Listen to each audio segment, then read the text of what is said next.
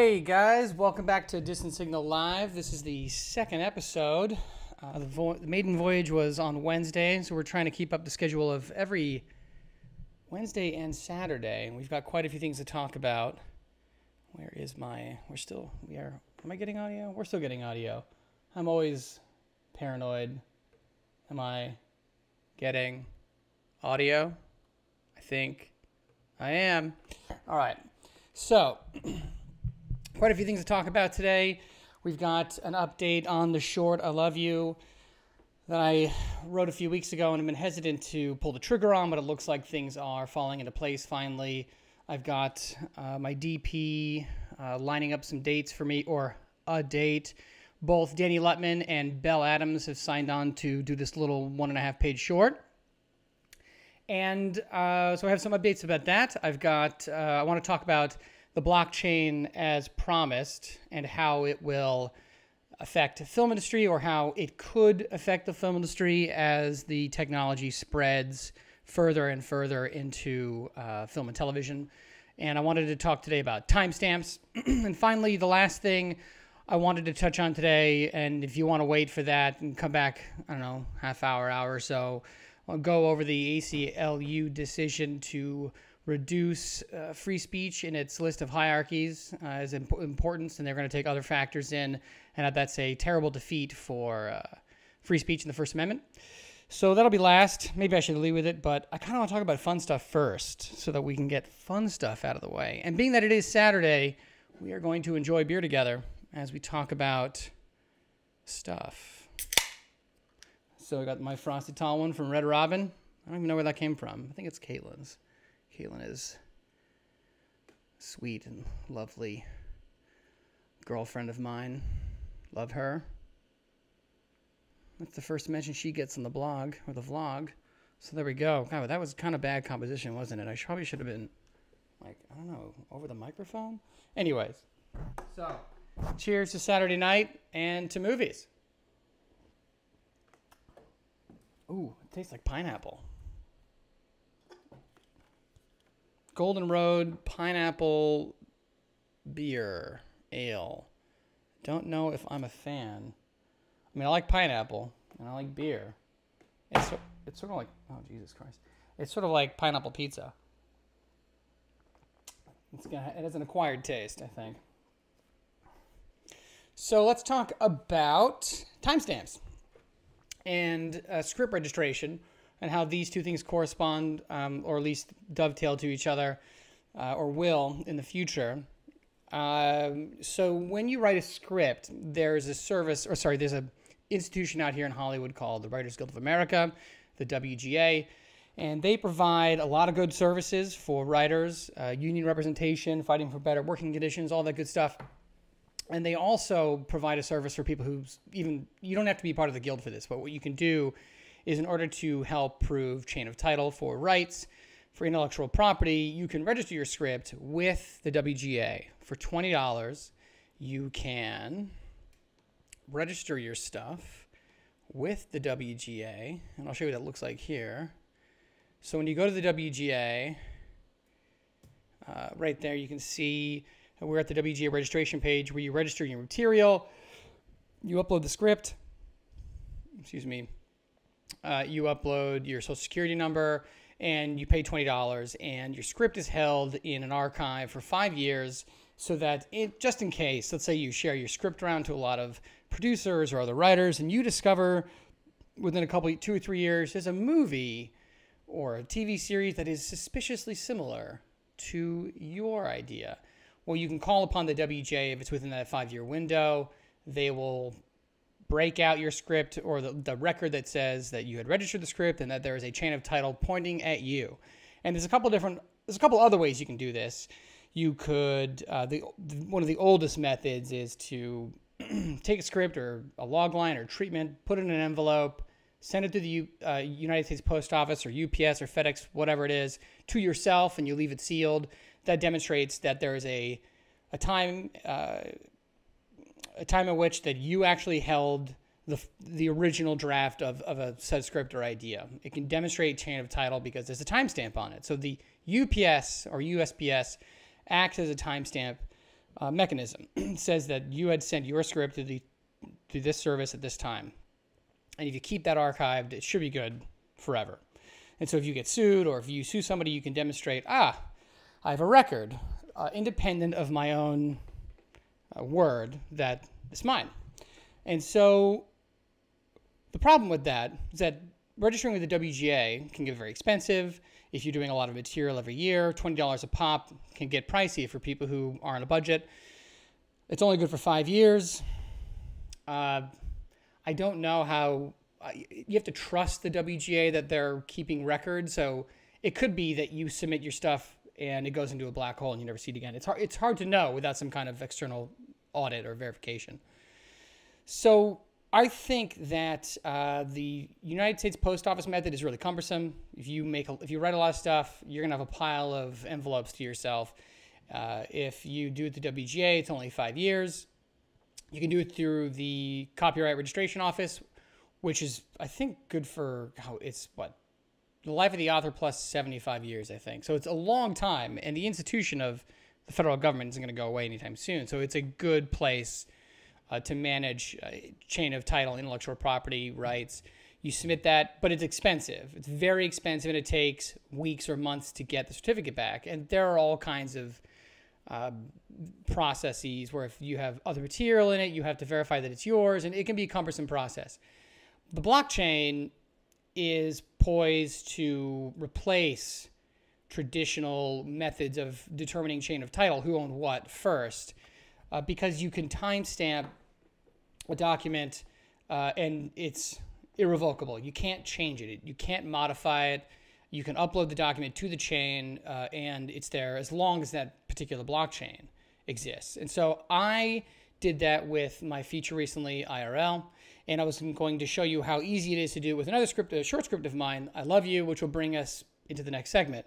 So if you want to actually avoid going through WGA, which I don't recommend, I think it's a really great service, but if you want to try this and operate on the blockchain with your material, it can be done. The technology exists. And so if we go to, let's see, there are a couple of services that actually provide timestamping. One is, I just have to actually adjust all this stuff. So if you go to opentimestamps.org, you can see that this is a timestamping mechanism that is powered by the blockchain.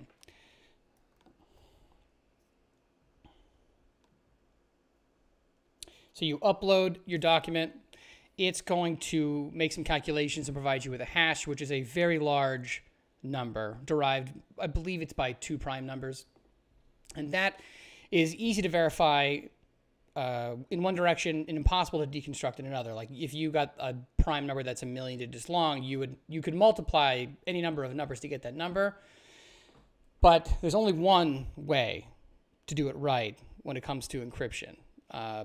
It's very difficult to reverse engineer, if not impossible at this point of computing power, a hash function with 2 prime numbers and reverse engineer that. So when you upload a document to the blockchain in this service, it calculates a hash. It's a long string of numbers, and it stamps that long string of numbers with a timestamp, and you get a file. This is OTS proof file here that allows you to demonstrate that you did in fact upload that file at the time, that it is yours. You could upload any kind of notes to it for greater specification. Something else, another one you could do is, where is it?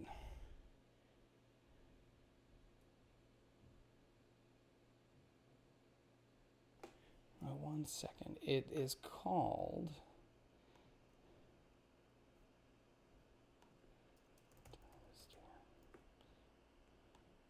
blockchain timestamp. The top, one of the top is called Origin Stamp. Origin Stamp is another timestamping service that is free. So I'm just going to pull this up here into Origin Stamp.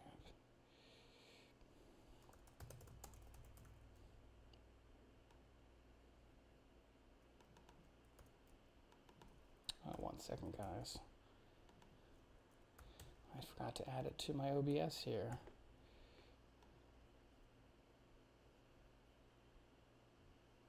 Here we go.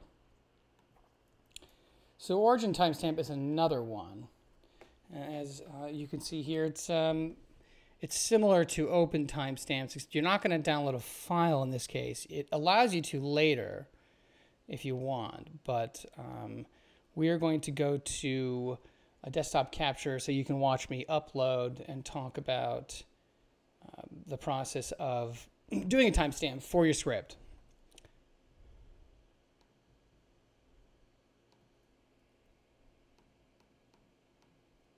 All right, here we go. Oh my God.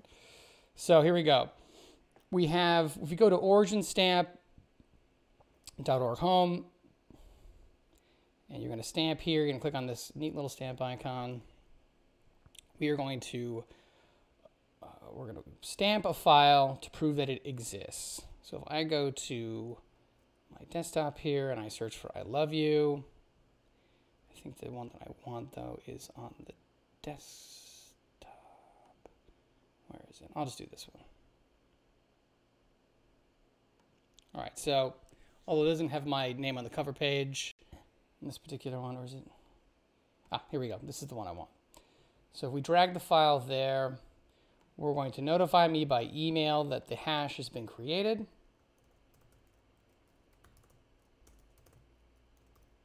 Oh, I just gave away my email address like a moron.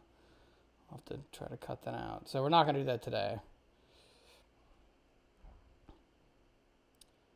We're going to do anonymous today. Actually, you know what we'll do? We are going to do my email, but I'm going to change out of this, and you're going to see me on camera, and I'm going to do it not on camera. Oh my God. Here we go. All right, cool.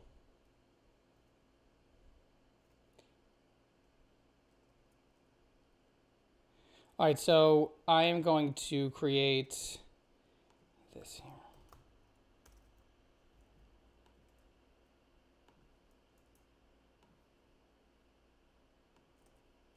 All right, so here we are at origin timestamp. We're going to do it anonymously, but I'm going to put in the title here, I love you, as a short film by Phil Abadicola. I'll just add a little note here, short film.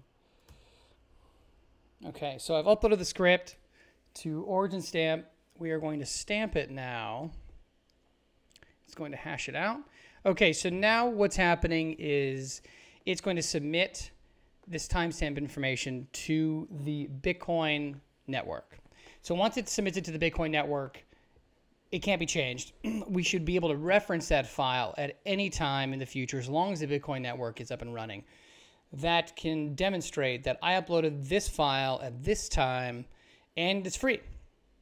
So this is one way of establishing a chain of title for writers who say can't afford to produce a lot of, who can't afford to submit a lot of material to WGA and also the U.S. Copyright Office. So if you wanted a cheap and easy way to do this, you could use the blockchain. And I can see this being integrated into services like the WGA. And I think if the WGA were smart about this, they would incorporate blockchain technology like Origin Stamp into their services so that they could reduce the cost to almost nothing. And I'm not sure how much money they make out of this, and so maybe that's working against their interest, but it would certainly serve writers, that a trusted organization, an institution like the WGA is incorporating new technology to verify chain of title for their writers. And so whether or not they charge still the $20 or whatnot, the great thing is that if you're using a blockchain that's going to last for a long time, like say Bitcoin, if it's around in 50 or 100 years or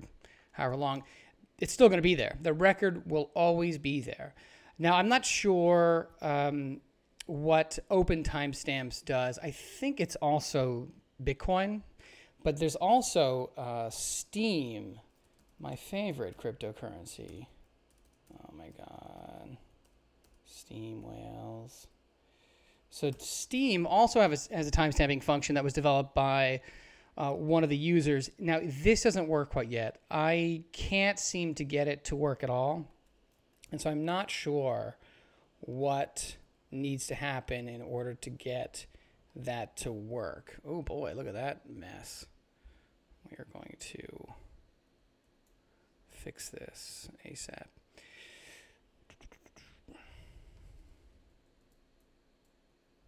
Oh my God, what is happening with the stream? It's gone out of control.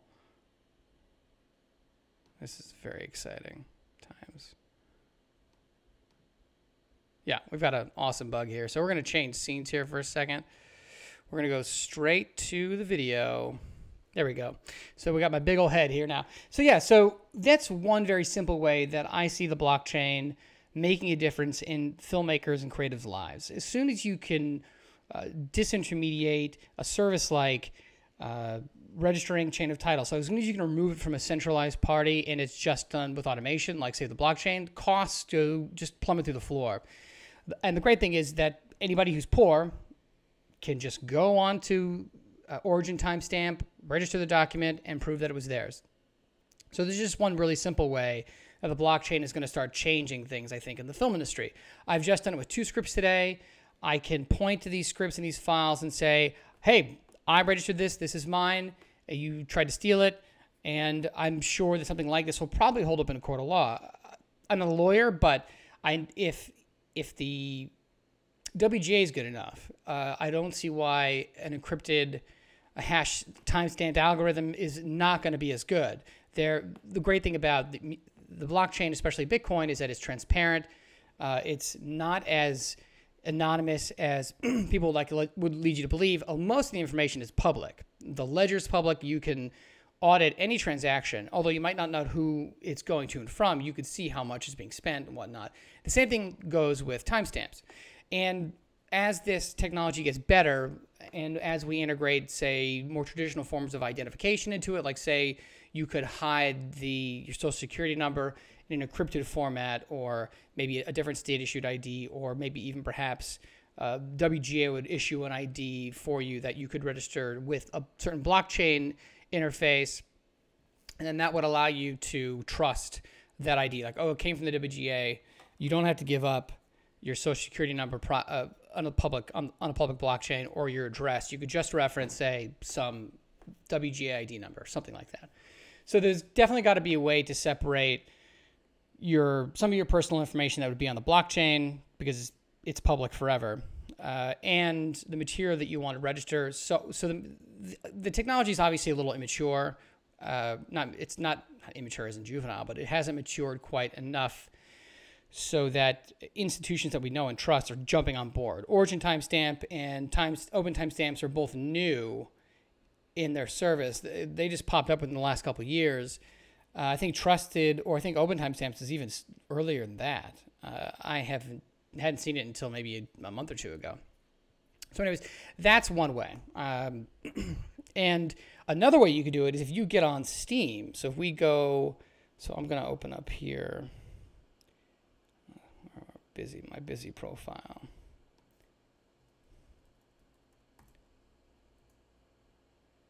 Okay.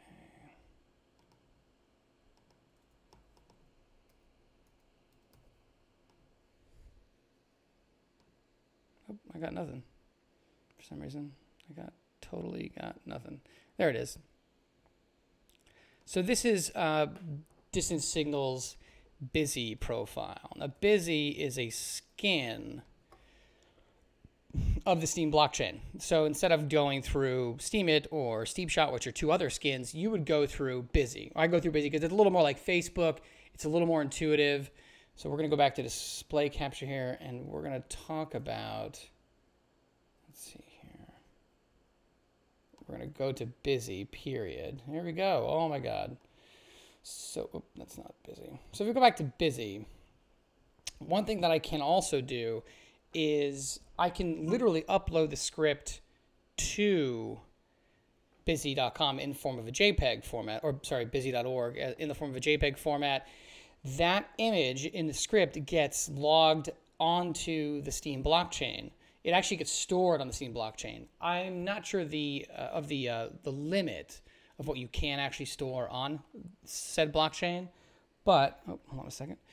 But you can. So not only will the timestamp be there like the hash algorithm would be you would store on the blockchain for Bitcoin, but on Steam the actual file would be available. So when I come back, I'm going to show you how we can upload a script to my Busy profile like I would any other image, and then you would see later on the blockchain we could verify that in fact that transaction had occurred and the file is available for download, demonstrating that I own the script. I will be back really soon. We're going to go back to, oh my God, we are losing control here. Holy moly. All right, we're getting out of there. My goodness, that was just a disaster. All right. God, this software's so awkward sometimes. All right, cool. So we'll be back in just a little bit. We're going to go, where's my be right back? There it is. We're going to be right back.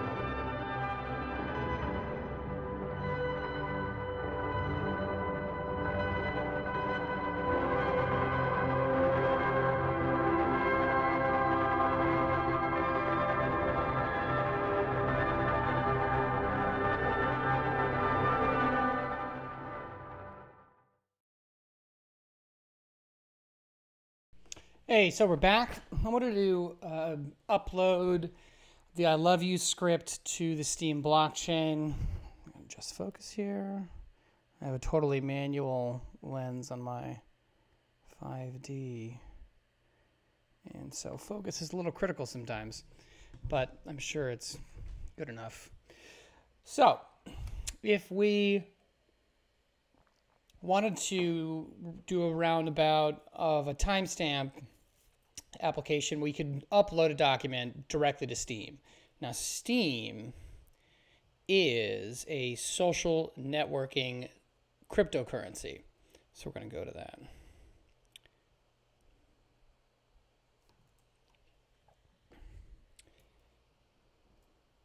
So here we are on Steam. And if we want to make an end run around doing a timestamp on a specialist website like Open Timestamps, what we're going to do is just create a new post. We're going to say this is the I Love You short, do a little parenthetical here, short script. So tags, writing, writer, filmmaking, filmmaker, love, right? And then we're just going to upload a script. We're going to upload images directly to the blockchain, which is pretty cool. So we select our image from the clipboard. I'm going to Steam it stuff. Oh no, did I go? I did, didn't I? My camera cut out. Again. All right, so we're blind here for a second. We're going to have to adjust. We're going to stick with screen capture, which is fine for now. All right, so we're going to upload the front page, the first title page. Boom. There is our IPFS address for the first image. Oh, that's not the first page. That is the second page. Because, or actually third page, because I'm not even paying attention. So let's do the title page. There it is, title page. We'll do second page now.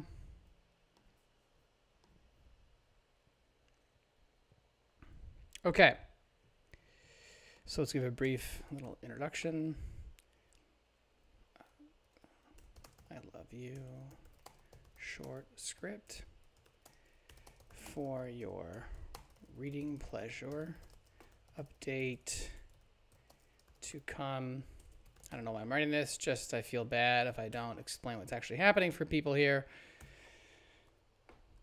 And so you can see that the images have been uploaded to the Steam blockchain. This script is my script.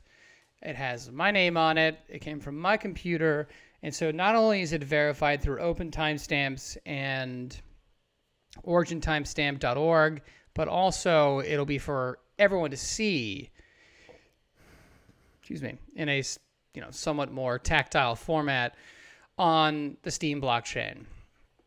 And so just to give a little bit more information, I'm planning on shooting this short sometime in mid-July. Please. So I Love You is conceived, I Love You was conceived as an exercise. I wanted to try to take one line of dialogue and repeat it as the emotional sort of compass as the scene of the scene as the scene progresses. And the only thing that's said until the very end is I love you. The scene centers around a boyfriend and girlfriend. The boyfriend is confronted with his girlfriend, declaring his love for him, saying, I love you. But before that happens, she tries to get him to notice that she loves him by doing a couple things, which you'll be able to read the script and find out what it is, what they are. And eventually she gives up and starts saying, I love you.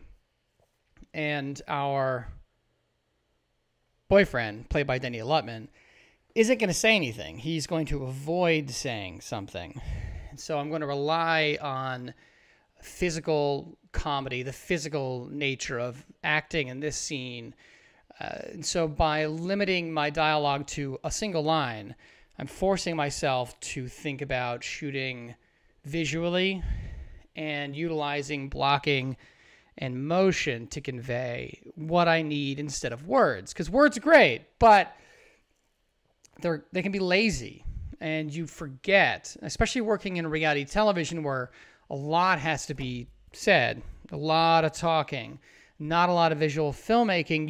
You begin to lose that instinct for what makes an interesting shot or what conveys something special or subtle, because you're not dealing in subtleties. Words aren't very subtle sometimes, or a lot of times. I love you is not subtle. So we have to take that not so subtle statement and turn it into nuance of somebody trying to avoid saying it because it means a transformation in a relationship, and it's a big step. And so I wanted to explore that with just this one phrase, these 3 words, and physical action.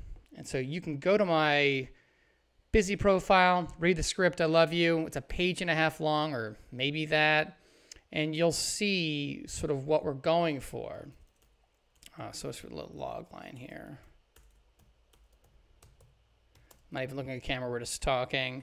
I'm sure this stream has gotten a little bit boring because visually you can't see my face. It's just busy. It's just my voice. My mellifluous voice. It's just so sing-songy. All right, logline. A girlfriend tries to get her boyfriend to say, I love you. And he refuses. Comedy ensues. Good luck, actors. See, that is a winning log line. Don't ever write that log line in all seriousness if you're trying to impress somebody. Right now, we're just having some fun. So, okay. So I'm going to publish this to the blockchain. I'll go back and edit it later. It's a little bit too hard to do 2 things at once. So post, we are submitting. Voila. We are going to have a script. Look at that. I Love You short script is on the Steam blockchain, uploaded, verifiable, immutable, cannot be changed.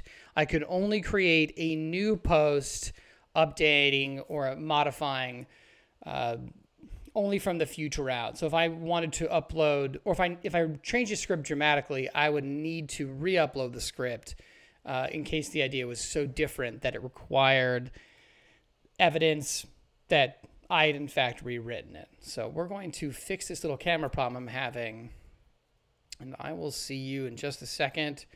I swear, not much longer than a couple, maybe a minute or less here. So just give me a second. We're going to fix this camera.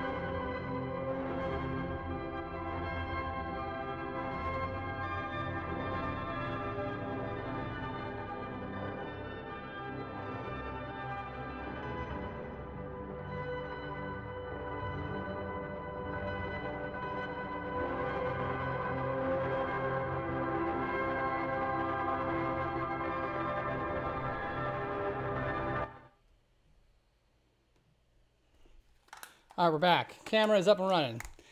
Sorry for the delay, guys. Hey, am I getting up there? Yeah, I'm getting audio. Perfect. Okay, so camera's back. So with I Love You, now that the script has been uploaded and registered to a couple of different timestamping services, including the Steam blockchain, if someone decided to make a short called I Love You or a feature called I Love You, and that was the whole thing that was surrounding it, was the premise of this short, I could point to these timestamps, these hashes on the blockchain, these immutable records in this distributed database and say, no, I made this first. I uploaded it first, and here's the evidence. Despite that it wasn't uploaded to the Copyright Office or to WGA, it is a true timestamp. And I think that's going to become a really important tool for filmmakers in the future, is this ability just to timestamp for practically nothing.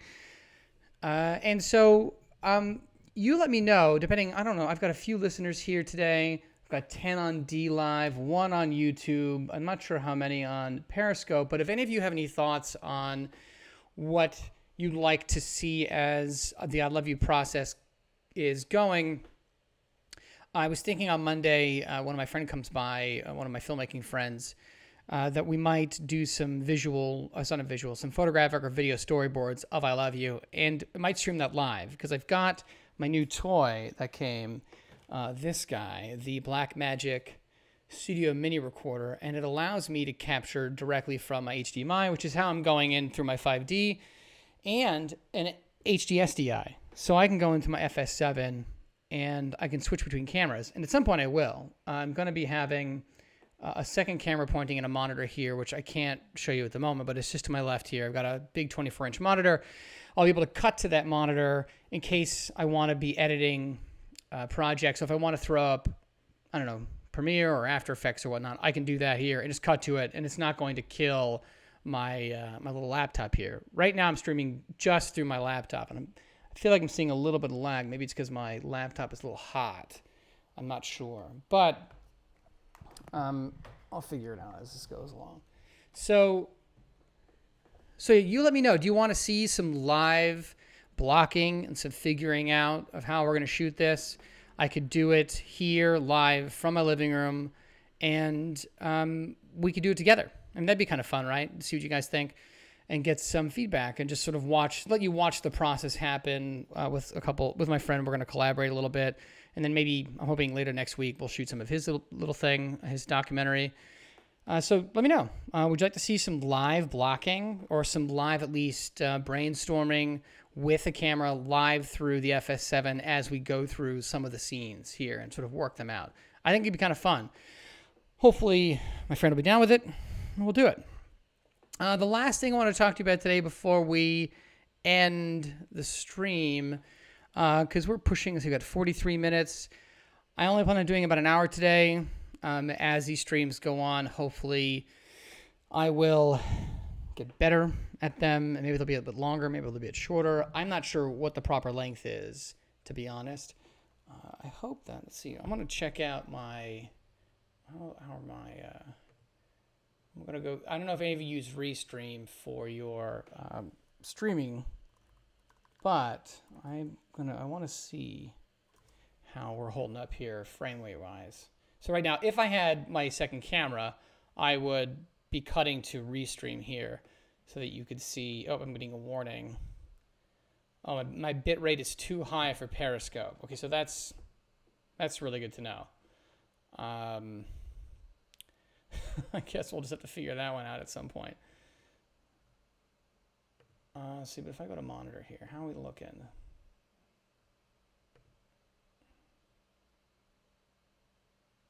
So according to Restream, I'm broadcasting at 24 frames a second with 0 drop frames. But according to Periscope, my bit rate's too high. And it looks like I'm delaying a little bit here on YouTube and D Live. Again, if I had my second camera, I could cut to these 3 windows here. I think it'd be a lot of fun to do that. And I'll have to see if, once I play this back, just to how bad the delay is. You let me know if there's anything I can do to fix it. I am on YouTube and Periscope's chat, so I can see you guys if you have something to say. If, hello, is there anybody out there. Just not if you can hear me. Okay, so ACLU. I woke up the other day, and this has been blowing up on the YouTubes with pretty much everyone that I've been seeing, that the ACLU has walked back its stance on free speech. So we're going to read a little bit from a Reason article. I think they were the ones to break it, them and the Wall Street Journal. I've heard all sides of the spectrum talk about this, left and right, and how this represents kind of a watershed moment in the ACLU's full-throated defense of free speech. And as a free speech absolutist myself, I'm a little disappointed. So here we are. ACLU by Reason. We are going to, hold on, I'm going to interact with this thing. I'm still not used to this. All right, so let's do a little reading here. And we're going to take our time, if this would only work. Okay, well, this isn't working, so we're going to have to go to a screen capture here, so just give me a second.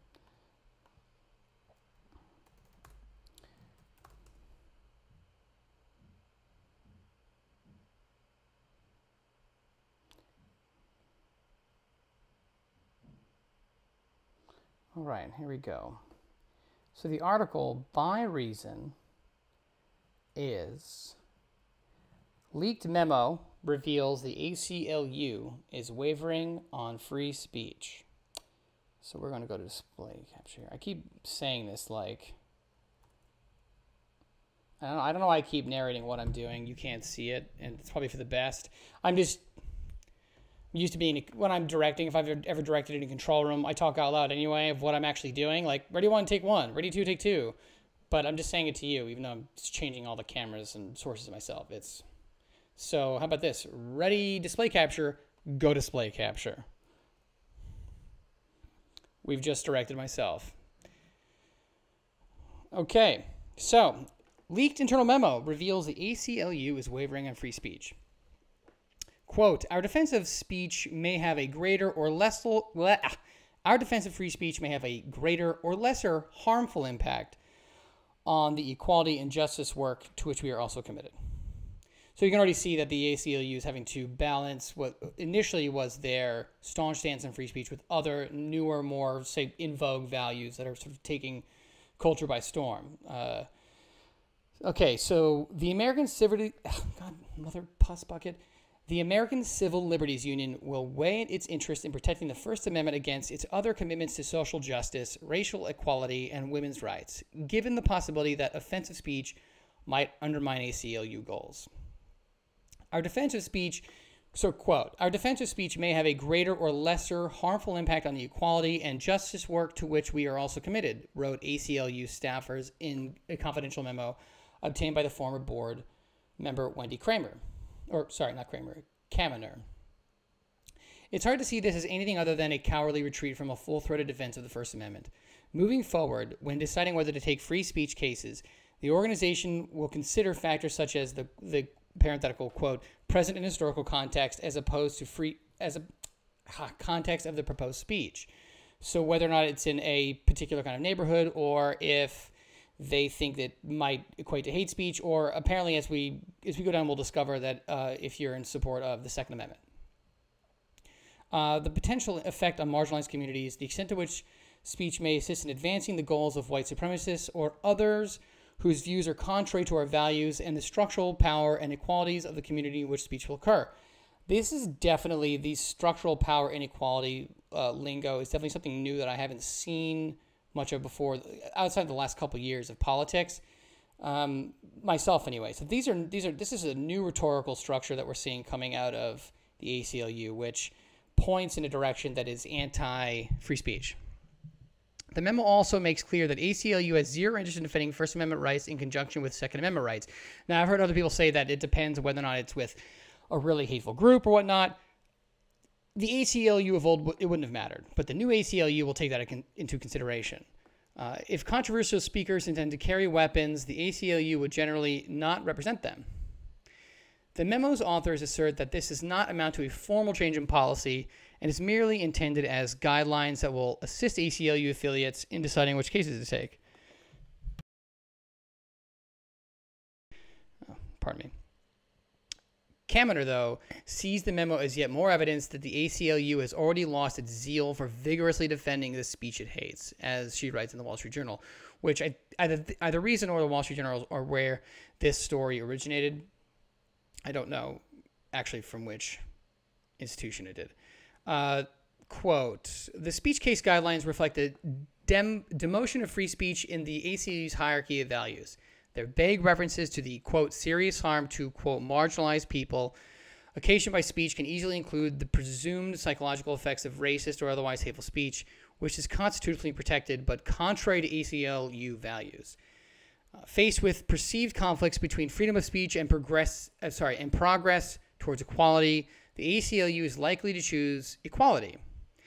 If the Supreme Court adopted the ACLU's balancing test, it would greatly expand the government's power to restrict speech. In Brandenburg v. Ohio in 1969, for example, the ACLU defended the First Amendment rights of a Ku Klux Klan leader prosecuted for addressing a small rally and calling for revengeance against blacks and Jews. The U.S. Supreme Court reversed Clarence Brandenburg's conviction, narrowly defining incitement to violence as speech both intended and likely to cause imminent legal action. And this is pretty much the First Amendment standard that we have today, that you can say anything you want as long as you don't have call to violence. I'm sure there are other cases that support this as precedent, but this might be the big one. Brandenburg made an essential distinction between advocacy and action, which progressives who equate hate speech with actual discrimination or violence seek to erase. The ACLU would be hard-pressed to take Brandenburg's case today, given its new guidelines. The organization hasn't yet endorsed a ban on hate speech or a broader definition of incitement. The guidelines affirm that speakers have a right to advocate for violence. What? The guidelines affirm that speakers have a right to advocate violence. I don't know about that. But even if Brandenburg managed to pass a new balancing test for speech cases, some participants at his rally were armed, and according to the guidelines, quote, the ACLU generally would not represent protesters who seek to march while armed. Kaminer notes that the ACLU is, of course, free to change its position on free speech, but it should own up to its evolution. All this is the ACLU's prerogative. It is true. It is. Organizations are entitled to revise their values and missions, but they ought to do so openly. And this is one of the big, I think, revelations of the story, was that this had to be leaked. This change in direction had to be leaked. It wasn't like they said, okay, we have to reconsider this and we're going to have a formal hearing. We're going to have a debate about what direction the ACLU is taken. It just sort of happened quietly, and someone had to leak this stuff. So we'll get to the issue of trust in a second. The ACLU leadership had apparently hoped to keep its new guidelines secret, even from ACLU members. So the ACLU is trying to keep this new doctrine secret from itself. It's so bizarre. They contained an internal document deceptively marked in all caps, quote, confidential attorney-client work product, whatever that means. I'm told it was distributed to select ACLU officials and board members who were instructed not to share it. According to my source, the leadership is now investigating the, quote, leak of its new case selection guidelines. President Trump might sympathize. It seems fairly clear to me that what's happening here. It seems fairly clear to me what's happening here. Leadership would probably like the ACLU to remain pro-First Amendment organization, but they would also like to remain in good standing with their progressive allies. Unfortunately, young progressives are increasingly hostile to free speech. True. Which they view as synonymous with racist hate speech. Speech that impugns marginalized persons is not speech at all in their view, but violence. This is why a student Black Lives Matter group shut down an ACLU event at the college in William & Mary last year, chanting, liberalism is white supremacy, and the revolution will not uphold the Constitution. Campus activism is illiberal, and hate speech and liberal free speech norms conflict with the broad protections of emotional comfort that the young modern left demands. I would also say the modern right as well. Very sensitive people exist on both sides. I don't think this is generally a left or right issue. I think it's an authoritarian issue versus a libertarian issue. The ACLU's capitulation to the anti-speech left should serve as the wake-up call for true liberals. What has taken place on campus over the last decade does matter, And though the scope of the problem is frequently overstated, we should all be concerned with the nation's premier civil liberties organization, as it increasingly is afraid of defending First Amendment. Not because the Trump administration scares them, but because the college students do. That's really interesting. So I was thinking a lot about this over the last couple of days, and I know that some people, well, pretty much everybody beat me to the punch when it comes to this article. One of my favorite independent journalists, Tim Pool, covered it, and I was thinking of covering it, but I didn't know how to bring an original sort of angle on this really important decision by the premier bulldog of free speech rights. I sort of looked at the ACLU over the, however many years I've been paying attention to its activities as sort of the legal bulldog of free speech. It didn't matter who you were going to get, so let me switch back here. Holy moly, this has been intense. All right, there we are. So, institutions are only as good as the reputation that precedes them and that they can maintain. So the ACLU has a reputation, or at least had a reputation, of being the ones you could trust in a fight when it came to individual freedom and the free speech. And it looks as though they're abandoning that mission. Generally, they're going to be on the side of free speech, except for speech that they don't like, and people they don't like, and causes they don't like, and amendments they don't like. And the beauty of universalism, despite its drawbacks and flaws, is that you can point to an objective rule and say, that's what we agreed is going to be happening, and we're all going to be subject to that rule. And when you begin to cherry pick who can and who gets to have the freedom and the defense of such freedoms meted out by people with agendas other than defense of civil liberties, and you know that it can be trusted. And the way that I look at it, and I know that analogies aren't the best way of getting at the truth, but for me, it helps. Doctors. I watched a lot of ER recently with my girlfriend, and my father was a surgeon, and so the beautiful thing about the profession or calling or vocation of a doctor or a surgeon is the Hippocratic Oath. You are putting your life in the hands of a man or woman to save your life, and you are trusting that they are going to do an honest and honorable job of saving your life, irrespective of who you are, because the Hippocratic Oath states, broadly speaking, do no harm. It's a much more complicated oath than that, but in general, that's the sort of trope that has come to represent the Hippocratic Oath, and which is why we see doctors in shows like ER have those moments of like, oh my God, this guy's such a bad person. Should I save his life? And of course, the answer is always yes, right? And this event of the ACLU reminded me of the storyline in House, where Chase, the doctor, is confronted with having to save the life of a dictator, a brutal, murdering, genocidal maniac. And he doesn't. He decides that it's his job, as opposed to being a doctor, to mete out justice for this dictator who escaped justice however many decades it's been going. And it destroys him. Chase was no longer a doctor.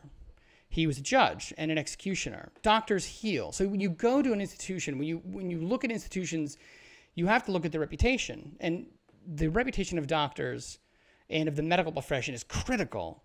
And if doubt begins to creep into your mind that doctors might kill you if they disagree with your politics, or if they disagree with who you are, or they don't like the way you looked at them, maybe you smell funny, and they decide, that's it, they're just going to end it because they're smart enough to decide, well, then you can't trust doctors. And the institution crumbles and it collapses. And I think as a metaphor, Chase, the character Chase, after he kills the dictator, he falls to pieces. He implodes because of his moral failing. He committed murder outside the established systems and institutions of justice, right? So because we live in a society that has removed vengeance from our quiver of things that we can actually do to get satisfaction. We have to pursue it through legal means. And so a doctor is very important. A doctor as an institution, if that begins to erode and you can't trust doctors, well, then you don't want to go get medicine. Who are you going to call if you're sick? And I think that the same kind of principle applies to people who are defenders of any amendment you could toss out there. 10th Amendment, First Amendment, Second Amendment, Third Amendment. Does anyone even know what the Third Amendment is anymore? I do, but it's a very obscure amendment at this point. In any case, the ACLU has now become something of a doctor who has killed somebody. It's a bit of a hyperbolic metaphor, but how do you trust the institution now to defend the First Amendment, the amendment that is represented, that exists nowhere else in the entire world? It protects the film industry. It protects writers. It protects people not only from government intrusion into telling you how you can, what you can think, how you can say things, but the principle that society upholds of letting people speak their mind without the fear of retribution is an extremely crucial principle to uphold. And the ACLU wavering it is like Chase killing that dictator. And now you're like, oh my God, is Chase a good guy? Is Chase a real doctor? Can we trust Chase? Is he going to kill the next guy that comes in? I don't know. Who is he? And Chase experiences a crisis of self, and it destroys him. And I don't want to be I'm no predictor, I'm no prognosticator, but I suspect that if ACLU keeps going down this road, they will find itself, or the institution will find itself crumbling in on itself because it can't hold these internal contradictions at the same time. Either you're a defender of civil liberties or you're a defender of some people's civil liberties. And what was amazing about the ACLU is that they just didn't care. That's all they cared about was the First Amendment. And I think that's amazing because we in the film industry are totally dependent upon the First Amendment. Without the First Amendment, we'd have to go begging the state like they do in China. Like, how are we going to make this movie? Or like, what kind of movie can we make? What can we say? How violent can it be? You'd have to run it through the state. In this way, the First Amendment sort of acts like an insane deregulatory approach, that it's just up to us, the civil society, to determine what we want to see and hear and say. And I don't know. Can we trust the ACLU now? Is it like Dr. Chase? Is it going to implode in itself because of its moral failings? In any case, that's how I feel about it. I still suspect the ACLU would do a lot of good work, but it's kind of like, how do I best put this? Look at any iconic movie duo, Riggs and Murtaugh, Lethal Weapon, or Mulder and Scully, partners. I always felt like when someone who's getting sued for something they were saying, the ACLU is there, like the First Amendment, and then you have the First Amendment, then you have the ACLU, like the left and the right of Muhammad Ali ready to beat the crap out of somebody who's willing to take your rights away. Now you're like, I don't know, maybe he's juicing. I don't know. Can you trust the guy? Does he train a lot? It's no longer Murtaugh and Riggs. It's a partner. It's a new partner. You got Murtaugh and some new guy. It's like the TV show Lethal Weapon, where you have the actor who's just, you can't trust that actor because he's erratic. You don't know what he is. You don't know what his principles are. He just runs around beating everybody up for no reason at all. He's a crazy man. And so is the ACLU going to become like that now? Are we going to be able to trust that organization, that institution, that organ of civil society? I don't know. Anyways, that's how I feel about it. Leave your comments below. Let me know what you think about these things. I would like your feedback on I Love You. Check me out on Steemit. You can read the script there either on steemit.com or busy.org /@a-distant-signal. /@distant-signal. You can find me on Periscope, DLive, YouTube, all kinds of places. It's amazing. The internet's now, it's happening all over the place. Check out opentimestamps.org and Steam and fun stuff. All right.